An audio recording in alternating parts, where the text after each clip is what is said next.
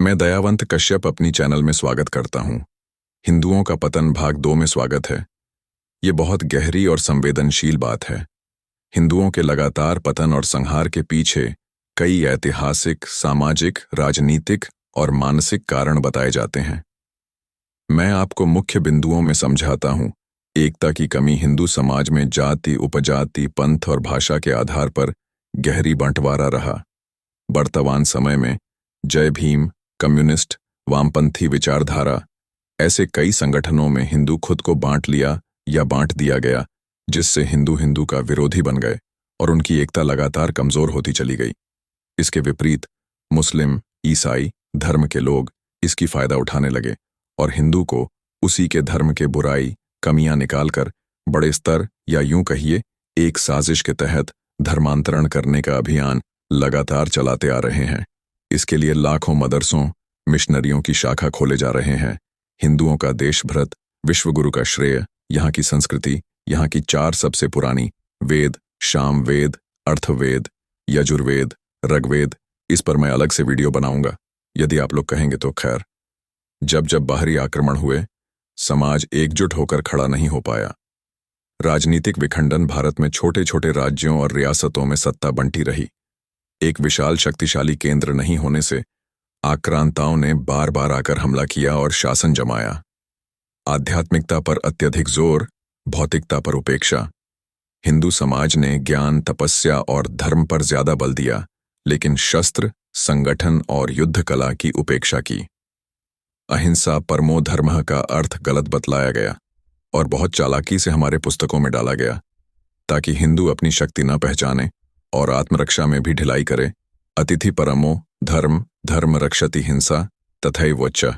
ये पूरा है, अर्थात अतिथि सबसे बड़ा धर्म है, लेकिन धर्म के रक्षा करने के लिए हिंसा करना सर्वश्रेष्ठ धर्म है। विदेशी आक्रमण और जबरन धर्मांतरण।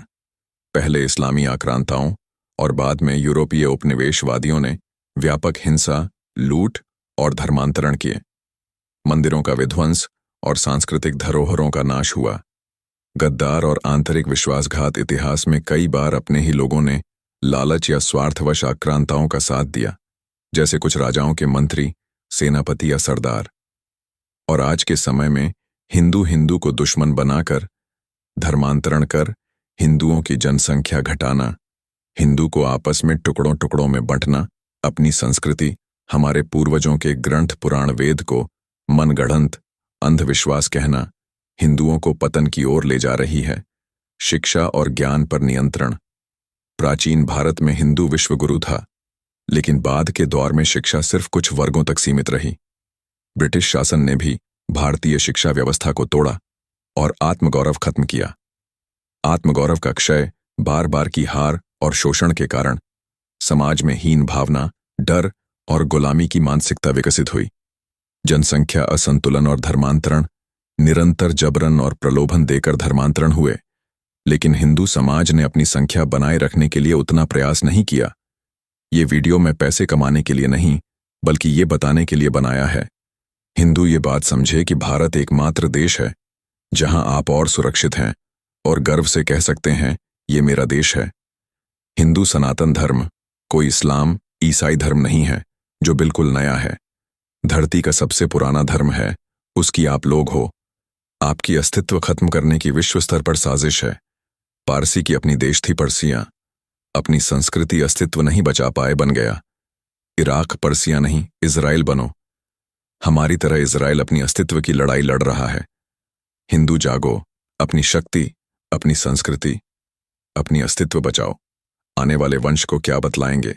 नालंदा यूनिवर्सिटी या महाराणा प्रताप मजाक उड़ाएंगे आपका, बोलेंगे अंधविश्वास, मनगढ़ंत बातें हैं, क्योंकि उस समय ईसाई और इस्लाम का बोलबाला होगा। क्योंकि जब आपको स्वयं अपने धर्म संस्कृति की ओर झुकाव नहीं है, खत्म कर रहे हैं, तो आपके आने वाले भविष्य को क्या देकर जाएंगे? कुल मिलाकर हिंदुओं का पतन बाहरी आक्रमणों से ज्यादा अंदरूनी कमजोरी, असंगठन और आत्मगौरव खोने के कारण हुआ। वीडियो अच्छी लगी तो शेयर और लाइक जरूर करें। जय श्री राम।